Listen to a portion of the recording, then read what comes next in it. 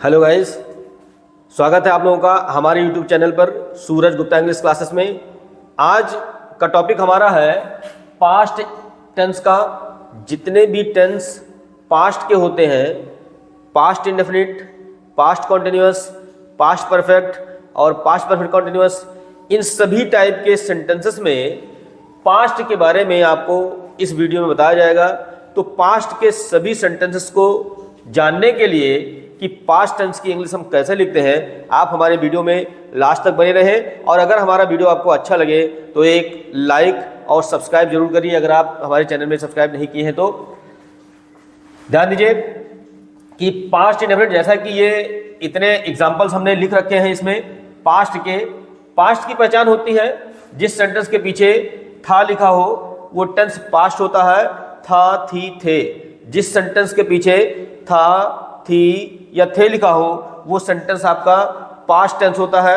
और टेंस का एक ऐसा रूल, एक ऐसा तरीका आज हम आपको बताएंगे जिसमें आपको किसी भी सेंटेंस में इस टेंस के पहचान को रटने की जरूरत नहीं पड़ेगी, किसी भी टेंस के फार्मूले को जानने की जरूरत नहीं पड़ेगी। जैसा कि इंडेफिनिट, कॉन्टिन्यूअस, परफेक्ट जो भी टेंस होते हैं उनमें जो भी फार्मूले होते हैं, जो भी स्ट्रक्चर्स होते हैं, उन स्ट्रक्चर्स को पढ़ने की, आपको रटने की जरूरत नहीं पड़ेगी। तो बिना स्ट्रक्चर को रटे हुए अगर आपको पास्ट के या किसी भी टेंस के रूल्स को जानना हो तो हमारे इस वीडियो में लास्ट तक बने रहें। देखिए, जैसा कि हमने आपको बताया है, पहले भी वीडियो डाले हैं, उसमें बताया गया था कि किसी भी सेंटेंस को ट्रांसलेट करना है तो सबसे पहले उसमें हम सब्जेक्ट, वर्ब, ऑब्जेक्ट, कॉम्प्लीमेंट जो भी चीजें उसको ढूंढ लेंगे। जैसा कि सेंटेंस में आते हैं एक कवि हमारा वर्ब हुआ। सब्जेक्ट को ढूंढने के लिए पूछेंगे कौन एक कवि है? रहीम। तो सबसे पहले हमको सब्जेक्ट की इंग्लिश लिखी जाती है। सब्जेक्ट है रहीम को हम पहले लिख लेंगे, ऐसे सब्जेक्ट लिख चुके। अब हमको वर्ब लिखना है।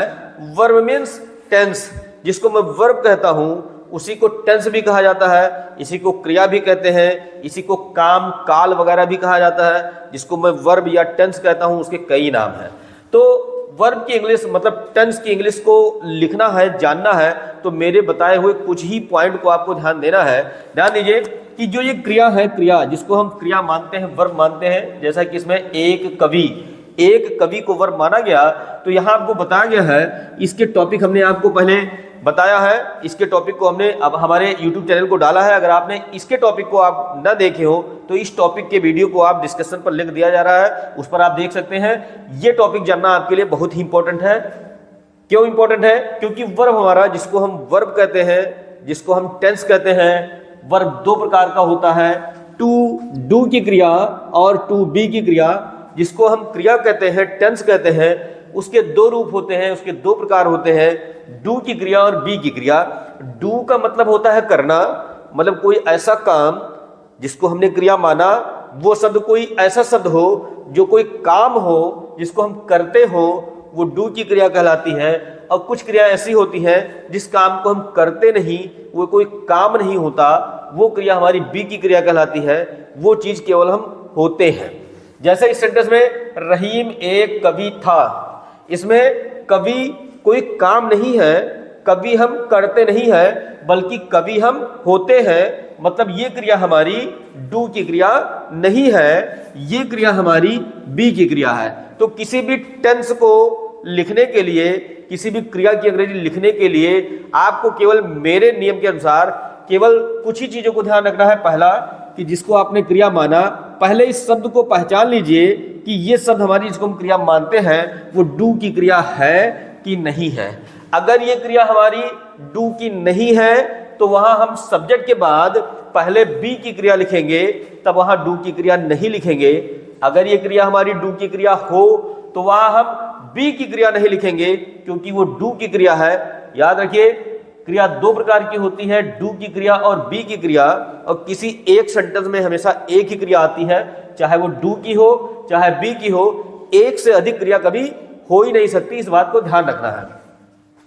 तो इस सेंटेंस में रहीम एक कवि था, इसमें कवि शब्द हमारा डू की क्रिया नहीं है, इसलिए आप सब्जेक्ट के बाद पहले बी की क्रिया लिखेंगे। अब बी की कौन सी क्रिया लिखना है, इस पॉइंट पर फोकस करना है आपको। ध्यान दीजिए, बी की क्रिया या कोई भी क्रिया लिखने के लिए आपको पहले सब्जेक्ट को देखना है, सब्जेक्ट हमारा सिंगुलर है या प्लूरल, क्योंकि रूल यही है कि अगर सब्जेक्ट सिंगुलर तो वर्ब भी हमारा सिंगुलर, अगर सब्जेक्ट प्लूरल तो वर्ब भी हमारा प्लूरल होना चाहिए, और क्रिया भी हमारी सिंगुलर और प्लूरल होती है हमारे नाउन्स की तरह।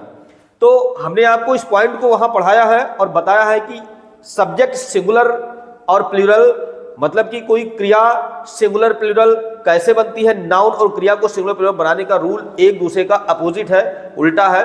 किसी नाउन के पीछे जब एस लगाएंगे तो वो नाउन हमारा प्लूरल हो जाता है।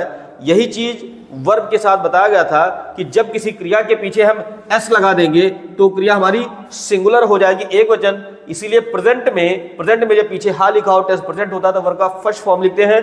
तब हम फर्स्ट फॉर्म में टू बी की क्रिया दो प्रकार की होती है, पहला रूप और दूसरा रूप। पहले रूप में फर्स्ट फॉर्म में इज, एम और आर तीन क्रिया है।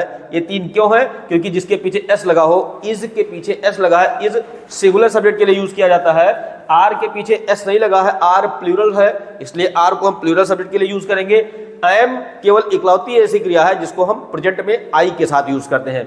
इसी प्रकार जब दूसरे रूप की क्रिया लिखने की बारी आती है, दूसरे रूप की क्रिया कब लिखी जाती है अभी हम आपको दिखाएंगे। दूसरे रूप की क्रिया प्रेजेंट में हैज और हैव दो क्रिया है। हैज को हम तब लिखते हैं जब हमारा सब्जेक्ट सिंगुलर हो, क्योंकि हैज हमारा सिंगुलर वर्ब है, क्योंकि पीछे इसके एस लगा है। जिस क्रिया के पीछे एस लगा होता है वो क्रिया एक वचन होती है, सिंगुलर होता है, इस बात को ध्यान रखना है। हैव में पीछे एस नहीं लगा, ये हैव प्लूरल है, मतलब हैव को हम प्लूरल सब्जेक्ट के साथ लिखेंगे। तो यहां पर हमारा कभी शब्द हमारी डू की क्रिया नहीं है, इसलिए बी की क्रिया आएगी। पहली चीज आपको सब्जेक्ट को देखना है, सब्जेक्ट सिंगुलर है या प्लूरल। अगर सिंगुलर है तो सिंगुलर क्रिया आएगी, प्लूरल है तो प्लूरल क्रिया आएगी। दूसरी चीज आपको ये लास्ट वाले अक्षर को देखना है कि लास्ट में है लिखा है, कि था लिखा है, कि गा लिखा है, कौन सा टेंस है। आज हम पास्ट पर है, था वाले पर। अगर था आ जाए तो ध्यान रखिए इज और एम इन दोनों का सेकेंड फॉर्म टेंस पास्ट हो जाए तो क्रिया का सेकेंड फॉर्म यूज किया जाता है, सेकेंड फॉर्म वर्ब आता है। इज और एम का सेकंड फॉर्म वॉज होता है और आर का सेकंड फॉर्म वर होता है। हैज, हैव का सेकंड फॉर्म हैड होता है। तो यहां था लिखा है तो यहां रहीम सिंगुलर सब्जेक्ट है, सिंगुलर के साथ सिंगुलर वर्ब पास्ट में वाज होता है, इसलिए यहां आएगा पहले वाज। उसके बाद जिसको आपने वर्ब माना, टू बी की क्रिया को लिखने के बाद जिसको आपने वर्ब माना उसकी इंग्लिश लिख देंगे। एक कवि को वर्ब माना तो एक कवि का अ पोएट, एक कवि के लिए अ पोएट लिखेंगे। रहीम वॉज अ पोएट। ध्यान दीजिए, मैं इस पॉइंट को बार बार बताने की कोशिश करूंगा और कर भी रहा हूं कि सब्जेक्ट के बाद जब हम वर्ब लिखेंगे तो वर्ब को लिखने से पहले जिसको हमने वर्ब माना, पहले इस वर्ब वाले शब्द को देख लेंगे कि ये क्रिया हमारी डू की क्रिया है या नहीं है। अगर वो डू की क्रिया नहीं है तो पहले बी की क्रिया लिखेंगे। कवि कोई काम नहीं है इसलिए वो डू की क्रिया नहीं है, इसलिए पहले यहां पर आएगी बी की क्रिया। चाहे डू की क्रिया लिखनी हो या बी की क्रिया लिखनी हो, क्रिया को सब्जेक्ट सिंगुलर या प्लूरल, अंत में है या था या गा लिखा टेंस के हिसाब से लिखेंगे। सिंगुलर सब्जेक्ट तो सिंगुलर आया, था लिखा तो पास्ट वाला। टू बी की क्रिया लिखने के बाद जिसको आपने क्रिया माना उसकी इंग्लिश लिख देंगे। यही दो शब्द हमारे टेंस के रूल में है, किसी भी फार्मूले को जानने की जरूरत आपको नहीं है। तो अब आते हैं दूसरे सेंटेंस में। उसे एक कविता लिखना है। इसमें भी पहले सब्जेक्ट वर्ब ऑब्जेक्ट को ढूंढेंगे। सब्जेक्ट वर्ब ऑब्जेक्ट को कैसे ढूंढते हैं, हमारे सेंटेंस में क्या क्या चीजें होती हैं, subject verb object complement adverb जो भी चीजें होती हैं, इसके वीडियो को कितनी चीजें होती हैं, सेंटेंस में कैसे पहचानते हैं, सेंटेंस में कैसे ढूंढते हैं, लिखते कहाँ किसको है, इन सभी चीजों को हमने आपको वीडियो में डाला है। आप डिस्क्रिप्शन पर जाकर आप हमारे उस वीडियो को देख सकते हैं। तो जैसा कि उसे बताया गया कि जो शब्द सबसे लास्ट में लिखा हो इसी को वर्ब मान लिया जाता है, जैसा कि अभी हमने यहाँ भी बताया था। लिखना वर्ब, वर्ब से सब्जेक्ट ढूंढना है तो पूछते हैं कौन या किसे। जब किसी क्रिया के पीछे ना लगा हो तो पूछते हैं किसे। किसे लिखना है, उसे। और क्या लिखना है, एक कहा, एक कविता। ये हो गया हमारा ऑब्जेक्ट वन। तो इसमें सब्जेक्ट है, वर्ब है, ऑब्जेक्ट वन है। लिखने का वही नियम कि सबसे पहले हम सब्जेक्ट लिखते हैं, फिर वर्ब लिखते हैं, फिर ऑब्जेक्ट वन लिखते हैं, फिर टू लगाते हैं, अगर है तो ऑब्जेक्ट टू लिखते हैं, और कॉम्प्लीमेंट एडवर्ब, इसको हमने आपको 9 चीजें होती हैं, 9 चीजों को बताया गया है। पहले सब्जेक्ट लिखेंगे, यहां पर सब्जेक्ट है उसे, उसे की इंग्लिश यहां हो जाएगी ही। सब्जेक्ट हम लिख चुके, अब हमको वर्ब लिखना है।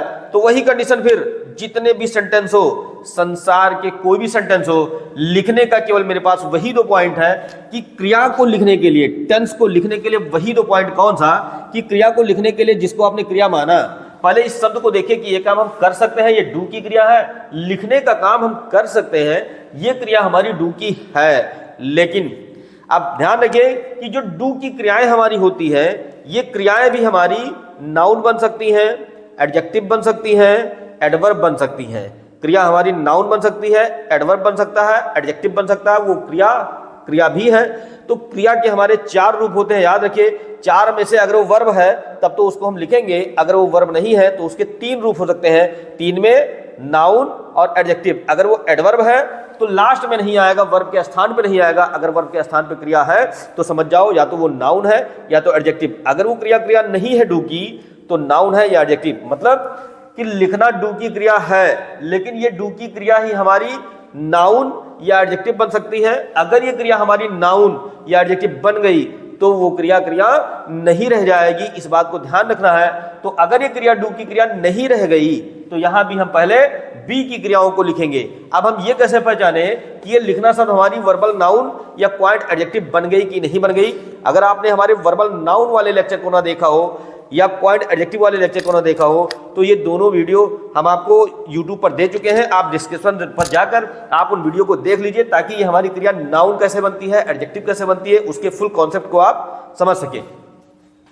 फिलहाल के लिए हम आपको बताना चाहेंगे कि जिस क्रिया के पीछे ना लगा हो या के लिए लगा हो या कर करके लगा हो, वो क्रिया हमारी नाउन बन जाती है, जेरेंड या इन्फिनेटिव के माध्यम से नाउन बन जाती है। और जो क्रिया हमारी नाउन बन जाए वो क्रिया डू की क्रिया नहीं रह जाती। इस पॉइंट को आप ध्यान रखिए।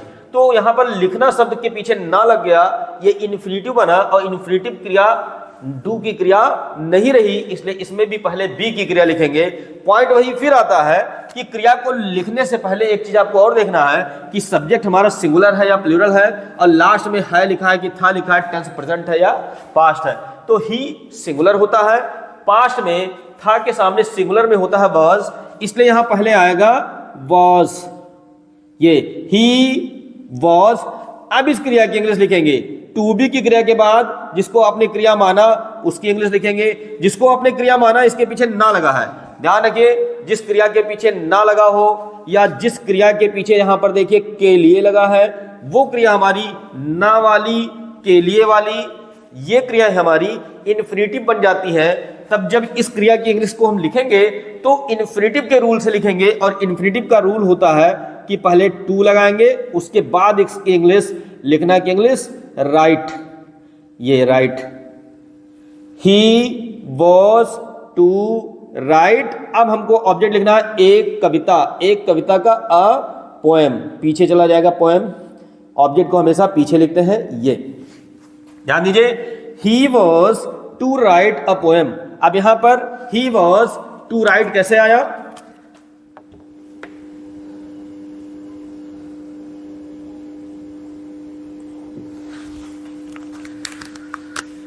इसलिए आया क्योंकि यहां पीछे ना लगा था, तो एक क्रिया हमारी डू की नहीं है, इसलिए यहां पर पहले आएगी बी की क्रिया, उसके बाद इसकी इंग्लिश। इसके पीछे ना लगा है, जब ना लगा हो तो टू लगा के इंग्लिश लिखते हैं क्योंकि इन्फिनेटिव है, इसलिए हो गया वॉज के बाद टू राइट और पोएम। एक चीज आपको हम यहां और बताना चाहेंगे कि जिस क्रिया के पीछे ना लगा होता है वो एक मॉडल वर्स में आता है। यहां हम हैड भी लिख सकते थे, he had to write poem, ऐसा भी हो सकता है। लेकिन हैड का यूज कब करते हैं ना होने पर, और इज़मार या वाज वर्ब का यूज कब करते हैं, ये वीडियो हम आपको डालने वाले बहुत ही जल्द आ रहे हैं, इसको आप देखना, क्योंकि इसमें कुछ कंडीशंस हैं, उस कंडीशंस को हम उस वीडियो में आपको दिखाएंगे। फिलहाल यहां पर आपका इज़मार या था लिखा तो वाज वर्ब ही आएगा। आते हैं नेक्स्ट सेंटेंस पर। फिर वही चीज कि पहले ढूंढिए, बेचने के लिए हमारा हुआ वर्ब, कौन बेचने के लिए है, ये किताबें, ये हुआ हमारा सब्जेक्ट। पहले हम सब्जेक्ट लिखेंगे ये किताबें, ये की इंग्लिश हो जाएगी दीज, और किताबें का बुक्स, क्योंकि किताबें प्लूरल है, दीज बुक्स सब्जेक्ट हो गया। अब हमको वर्ब लिखना है, वर्ब को लिखने के लिए फिर वही कंडीशन, एक ही नियम मेरे सभी टेंस में आएगा। ध्यान देना है कि हम आपको यहां टेंस की पहचान के अनुसार वर्ब की इंग्लिश लिखना नहीं बता रहे हैं। टेंस चाहे कोई भी हो, आपको पहचान आए या ना आए, कोई फर्क नहीं पड़ता मेरे नियम के अकॉर्डिंग। आप सभी टेंसेस को, चाहे वो इंडेफिनिट हो, चाहे कॉन्टिन्यूअस हो, चाहे परफेक्ट हो, सबको आप इन्हीं दो शब्दों से बना सकेंगे। कौन से दो शब्दों से? सब्जेक्ट को लिखने के बाद जब आपको वर्ब लिखना है तो पहले इस वर्ब को देखिए कि इस काम को हम कर सकते हैं, डू की क्रिया है कि नहीं है। बेचने के लिए क्रिया, बेचने का काम हम कर सकते हैं, ये हमारी डू की क्रिया है। लेकिन ये डू की क्रिया है हमारी वर्बल नाउन या क्वाइट एडिटिव बन सकती है।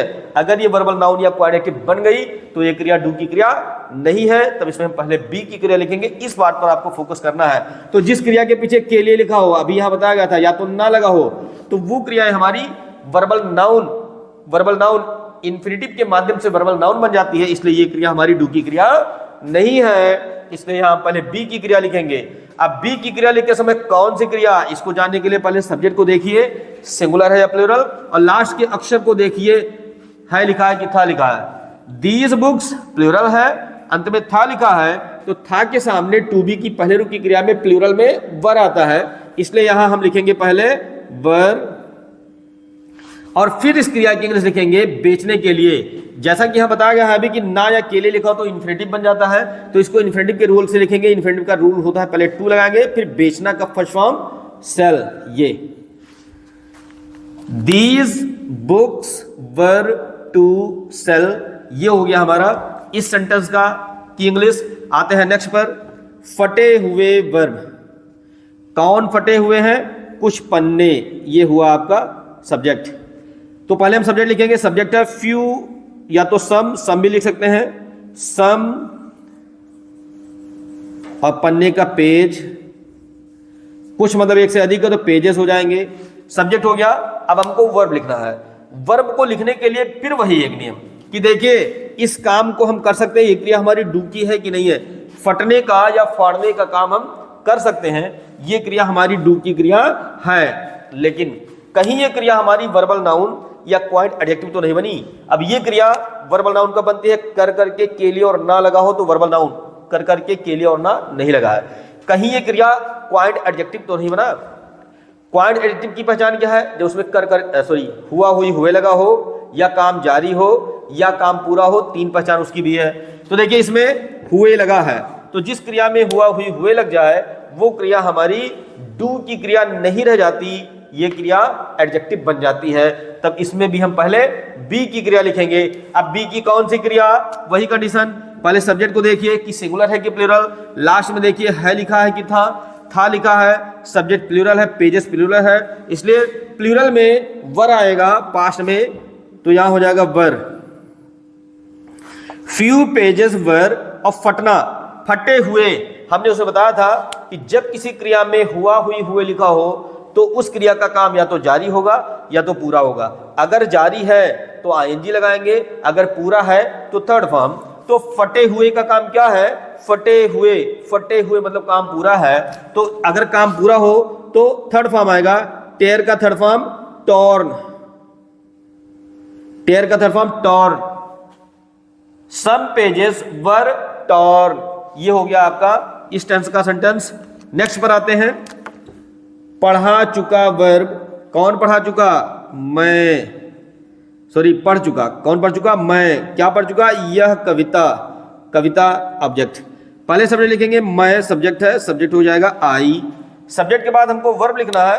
वर्ब को लिखते समय फिर वही एक कंडीशन, मैं उसी एक कंडीशन को बार बार बताता हूं। टेंस चाहे जो भी हो, इंडेफिनिट हो, कॉन्टिन्यूअस हो, परफेक्ट हो, कुछ भी हो, वही एक कंडीशन मेरे सेंटेंस में रहेगा कि पढ़ चुके क्रिया है, तो इसको देखिए कि ये काम हम कर सकते हैं, पढ़ने का काम कर सकते हैं, डू की क्रिया है। लेकिन कहीं ये वर्बल नाउन या क्वाइट एडजेक्टिव तो नहीं बन गया। पढ़ चुके, वर्बल नाउन की तीन पहचान, कर करके लगा हो जीरंड, के लिए लगा हो इन्फिनिटिव, ना लगा हो, इसमें कर करके के लिए और ना कुछ नहीं लगा है।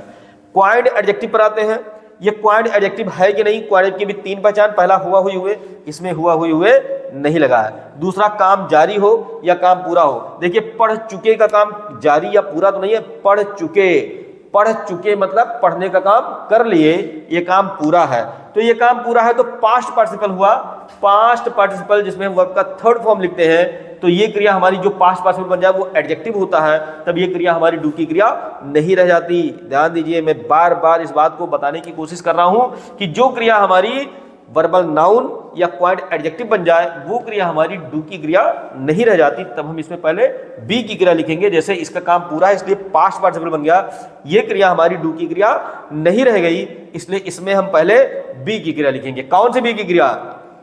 दूसरी एक पॉइंट आपको यहां विशेष ध्यान रखना है कि काम पूरा, ये दूसरे रूप की जो क्रिया आती है हैज हैव हैड, इसको केवल एक ही बार लिखते हैं जब हमारा काम पूरा हो। ध्यान देना, हैज हैव हैड को केवल एक ही बार लिखा जाता है जब हमारी क्रिया का काम पूरा हो। तो यहां पढ़ चुके का काम पूरा है तो दूसरे रूप की क्रिया आएगी और पीछे था लिखा है, था सब्जेक्ट चाहे कुछ भी हो, पीछे था लिखा है तो दूसरे रूप के क्रिया के पास्ट में केवल एक ही क्रिया हैड, यहां हम लिखेंगे हैड। और उसके बाद इस क्रिया की इंग्लिश काम पूरा हो तो थर्ड फॉर्म लिखते हैं, पढ़ना की इंग्लिश रीड, थर्ड फॉर्म हो जाएगा यहां आपका रेड। ही हैड रेड, बचा क्या? यह कविता, तो यह का हो जाएगा दिस और कविता का हो जाएगा पोएम। ये अब एक डिफरेंस हम आपको यहां और दिखाना चाहेंगे।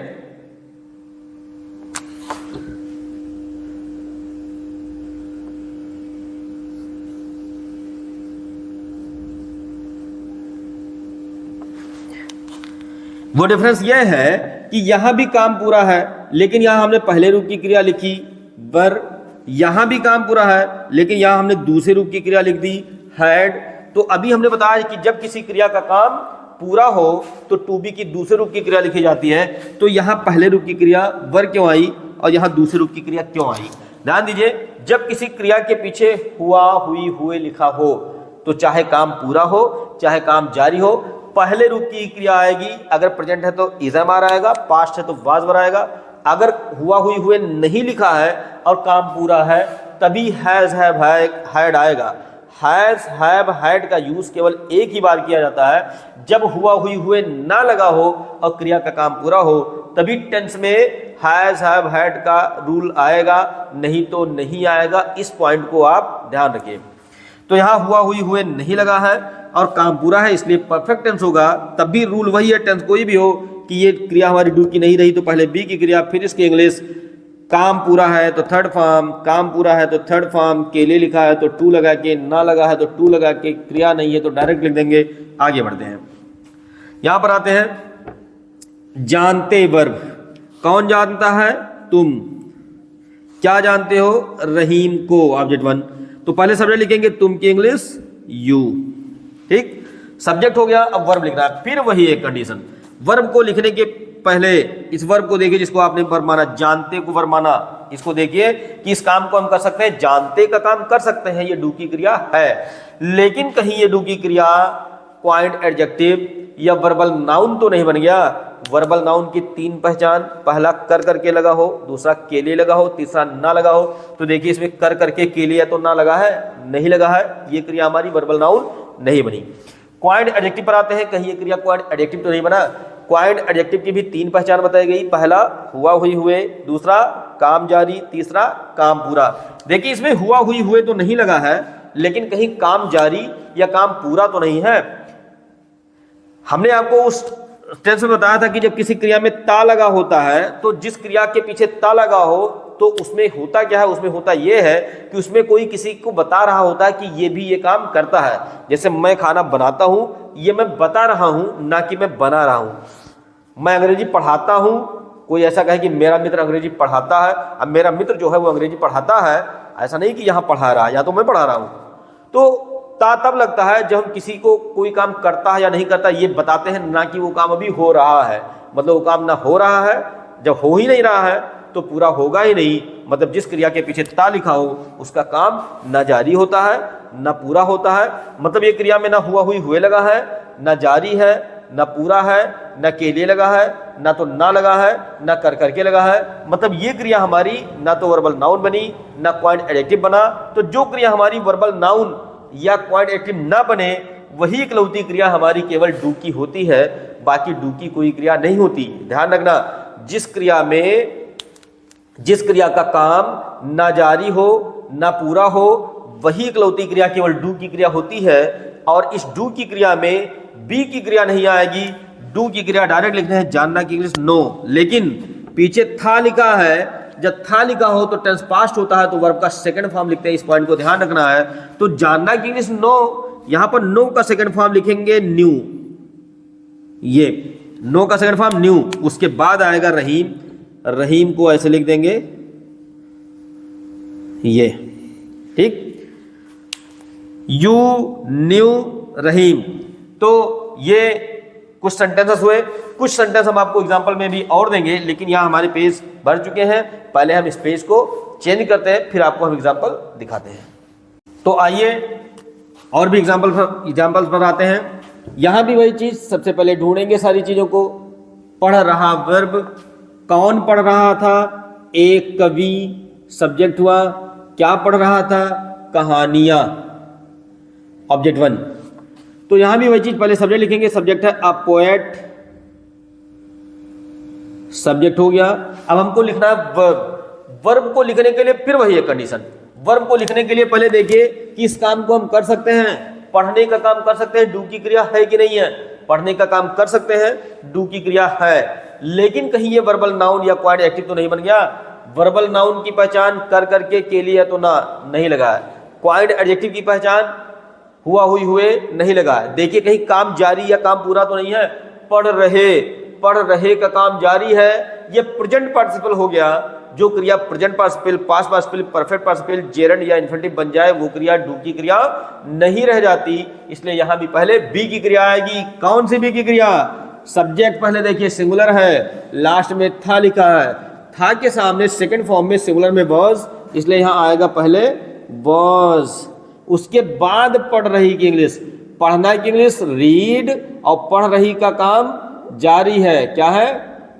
काम जारी। और बताया गया था कि जब किसी क्रिया का काम जारी हो तो उसमें आईएनजी लगाते हैं। अ पोएट वाज रीडिंग, बचा क्या? कहानियां, कहानियां का stories, stories. A poet was reading stories. यहां पर आते हैं, पढ़ी थी, पढ़ी थी, कौन पढ़ा था? मैंने। क्या पढ़ा था? यह कविता, सब्जेक्ट। तो पहले सब्जेक्ट लिखेंगे, मैंने की इंग्लिश आई। अब वर्ब लिखेंगे तो वर्ब को लिखते समय फिर वही कंडीशन कि देखिए पढ़ने का काम हम कर सकते हैं, कर सकते हैं, डू की क्रिया है, लेकिन कहीं ये डू की क्रिया हमारी वर्बल नाउन या क्वाइट एडजेक्टिव तो नहीं बना। ध्यान दीजिए, पढ़ी, पढ़ी का काम क्या है? पूरा। काम पूरा है तो पास्ट पार्टिसिपल हो गया। ये क्रिया हमारी डू की क्रिया नहीं रही। पीछे में कई बार बता चुका हूं, जो क्रिया present participle, past participle, Jared, infinitive या परफेक्ट पार्टिसिपल बन जाए वो क्रिया डू की क्रिया नहीं रह जाती। अगर आपने मेरे वर्बल नाउन मतलब जेरेड इन्फिनिटिव वाले और quite active, present participle, past participle, perfect participle के उस रूल को ना देखा हो, चैप्टर को ना पढ़ा हो, तो आप वहां पर जाकर डिस्क्रिप्शन पर जाकर आप लिंक दिया गया है, वहां पर आप देख सकते हैं। पढ़ी का काम पूरा है, ये परफेक्ट पार्टिसिपल है, टू डू की क्रिया नहीं, इसलिए बी की क्रिया। अभी हमने बताया था कि जब काम पूरा हो और उसमें हुआ हुई हुए ना लगा हो तो टू बी की दूसरे रूप की क्रिया आती है। था लिखा है तो था के सामने दूसरे रूप में एक ही क्रिया है, हैड है, इसलिए यहां आएगा हैड, आई हैड। उसके बाद इस क्रिया का थर्ड फॉर्म, काम पूरा हो तो थर्ड फॉर्म, रीड का थर्ड फॉर्म होता है read. Read, read, read spelling same ही होती है, इसको पढ़ते हैं रैड। ठीक, आई हैड रैड। बच्चा यह कविता, तो यह की इंग्लिश दिस और कविता की इंग्लिश पोएम। ये इसमें आते हैं वही कंडीशन, पसंद वर्ब। किसे पसंद है? मुझे। क्या पसंद है? कविताएं। तो सबसे पहले सब्जेक्ट लिखेंगे, मुझे की इंग्लिश आई। ध्यान देना, मुझे की इंग्लिश मी भी हो सकती है, लेकिन प्रोनाउन को हमेशा केस के हिसाब से लिखते हैं। सब्जेक्ट बने तो सब्जेक्टिव केस, ऑब्जेक्ट बने तो ऑब्जेक्टिव केस। तो यहां सब्जेक्ट बना इसलिए सब्जेक्टिव केस आई आएगा। अब हमको लिखना है वर्ब। वर्ब को लिखते समय फिर वही कंडीशन, देखिए पसंद करने का काम हम कर सकते हैं, कर सकते हैं, डू की क्रिया है, लेकिन कहीं ये वर्बल नाउन या क्वाइट एडजेक्टिव तो नहीं बना। वर्बल नाउन की तीन पहचान कर करके, के लिए और ना, देखिए नहीं लिखा। क्वाइट एडजेक्टिव की भी तीन पहचान, पहला हुआ हुए नहीं लगा है, दूसरा काम जारी, तीसरा काम पूरा। इसमें लिखा पसंद। पसंद में नहीं लग रहा है कि वो काम हो रहा है कि हो चुका है, मतलब इसका काम ना जारी ना पूरा है। तो जिसमें हमारी क्रिया का काम ना जारी हो ना पूरा हो, वही इकलौती क्रिया हमारी डू की होती है। तो ये पसंद शब्द हमारी डू की क्रिया है, इसलिए इसमें बी की क्रिया नहीं लिखेंगे। डायरेक्ट डू की क्रिया लिखी जाती है, पसंद करना का लाइक, लेकिन अंत में था लिखा है तो सेकंड फॉर्म, था लिखा हो टेंस पास्ट हो तो क्रिया सेकंड फॉर्म लिखते हैं, तो लाइक का सेकंड फॉर्म यहां लाइक लिखेंगे। बाकी बचा ऑब्जेक्ट, ऑब्जेक्ट को लिख देंगे कविताएं, पोएम्स। ये तो इस तरीके से एग्जाम्पल्स हम बहुत दे सकते हैं, बहुत ही प्रकार के सेंटेंस को बना के हम एग्जाम्पल दे सकते हैं। लेकिन ध्यान रखिए इतने से ही 6, 7, 8 सेंटेंस से ही आपको पास्ट के सारे कॉन्सेप्ट क्लियर हो सकते हैं। हमने टेंस में वो चाहे परफेक्ट कॉन्टिन्यूअस टेंस हो, चाहे इसमें से कोई सेंटेंस हो, चाहे पहले बाद वाला हो, सब में मेरे रूल वही है क्या कि जिसको आपने क्रिया माना, ये डू की क्रिया नहीं है तो पहले बी की क्रिया, फिर इसकी इंग्लिश, काम जारी है तो आईएनजी। ये डू की क्रिया नहीं है तो पहले बी की क्रिया, फिर इसकी इंग्लिश, काम पूरा तो थर्ड फॉर्म। ये डू की क्रिया है तो बी की क्रिया नहीं आएगी, डू की क्रिया डायरेक्ट आएगी। है लिखा हो तो फर्स्ट फॉर्म, था लिखा तो सेकंड फॉर्म। इन्हीं बातों को केवल ध्यान रखना है कि अगर हमारी क्रिया जिसको हमने क्रिया माना, अगर वो डू की क्रिया नहीं है तो वहां बी की क्रिया आएगी, अगर वो डू की क्रिया है तो बी की क्रिया नहीं आएगी। क्रिया को लिखते समय सब्जेक्ट को देखते रहना है, सब्जेक्ट सिंगुलर है या प्लूरल है। सब्जेक्ट सिंगुलर तो वर्ब सिंगुलर आएगा, सब्जेक्ट प्लूरल तो वर्ब प्लूरल आएगा, और अंत में है लिखा है, था लिखा है कि गा लिखा है, टेंस के हिसाब से ही वर्ब आएगा। इन पॉइंट्स को आपको ध्यान रखना है। तो ये होता है हमारा पास्ट के सभी सेंटेंसेस को ट्रांसलेट कैसे करेंगे बिना किसी फार्मूले, बिना किसी पहचान को जाने हुए। तो अगर हमारा ये सिस्टम आपको अच्छा लगा हो तो हमारे इस वीडियो को, हमारे चैनल को आप सब्सक्राइब करिए अगर सब्सक्राइब नहीं किए हैं, और हमारे इस वीडियो को अधिक से अधिक शेयर करिए और एक लाइक जरूर करिए। Thanks for watching.